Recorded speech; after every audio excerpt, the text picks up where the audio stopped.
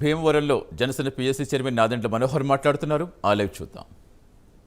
అన్యాయంగా తెలియక ముఖ్యమంత్రి చేసామో ఈరోజు మీరు అర్థం చేసుకోండి. ఇంతకన్నా దారుణం ఉంటుందా? జనసేన పార్టీ నిండు మనసుతోటి పవన్ కళ్యాణ్ గారు మీ ప్రభుత్వానికి 2 రోజులు మేము సపోర్ట్ చేస్తాం, రాజకీయంగా ఎక్కడ విమర్శించామనే ఆలోచనతో ఆయన తీసుకునే నిర్ణయాన్ని మీరు కావాలని దాని ఆసరాగా ఉపయోగించుకుని ఈరోజు ఉదయం 6:30 నుంచే మొదలుపెట్టారు ఈ కార్యక్రమం. జనసేన పార్టీ ఖండిస్తోంది. ఈ కార్యక్రమం తక్షణమే ఆపాలి.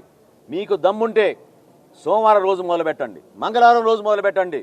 రైతులు మరొకసారి హైకోర్టుని ఆశ్రయిస్తారు. ఎందుకు సెలవు ఉన్న రోజున మీరు మొదలుపెట్టారు ఈ కార్యక్రమం? దేనికోసం?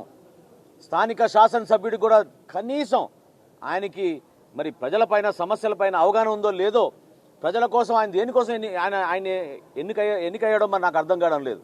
ప్రజాసేవ కోసమా, కక్షల కోసమా? అర్థం చేసుకోండి.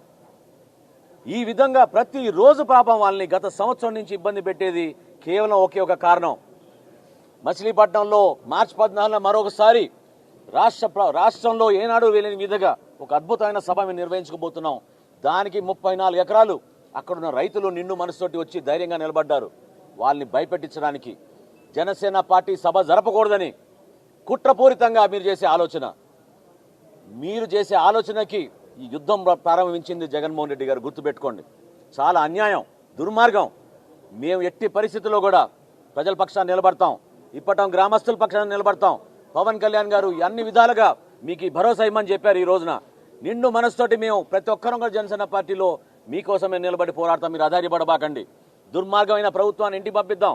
మార్చి 14న ఎట్టి పరిస్థితుల్లో కూడా మచిలీపట్నంలో మేము జరగబోయే 10వ ఆవిర్భావ దినోత్సవాన్ని విజయవంతం చేసి చెంపబెట్టు విధంగా, అర్థమయ్యే విధంగా రాష్ట్ర ప్రజలకి ఏ విధంగా జగన్మోహన్ రెడ్డి ఇటువంటి కుట్రలు పన్నుతున్నారో, ఏ విధంగా అన్యాయంగా అధికారాన్ని ఉపయోగించుకుని దుర్మార్గంగా వీళ్ళు ప్రవర్తిస్తున్నారో, దానికి మన అందరం కూడా కలిసికట్టుగా పోరాడే విధంగా ముందుకెళ్ళాలి. ఇంత అన్యాయమా చెప్పండి? దేనికోసం మీకు ఈ పైశాచిక ఆనందం? చాలామంది సైకో అంటే నాకు అర్థం కాలేదు, తప్పు అనిపించింది నాకు ఆ పదం. కానీ ఈరోజు అది నిజమైంది. ఈ విధంగా మీరు హింసించి వెంటాడి ఎందుకు ఇబ్బంది పెడుతున్నారు ఆ గ్రామస్తుల్ని? జనసేన పార్టీ మీ పక్షాన్ని నిలబడుతుంది. ధైర్యంగా ఉండండి. మీరు అవసరమైతే మీ అందరం ఇక్కడి నుంచి కలిసి వస్తాం.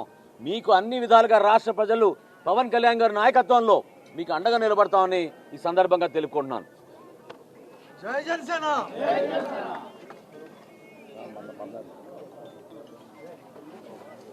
Sure.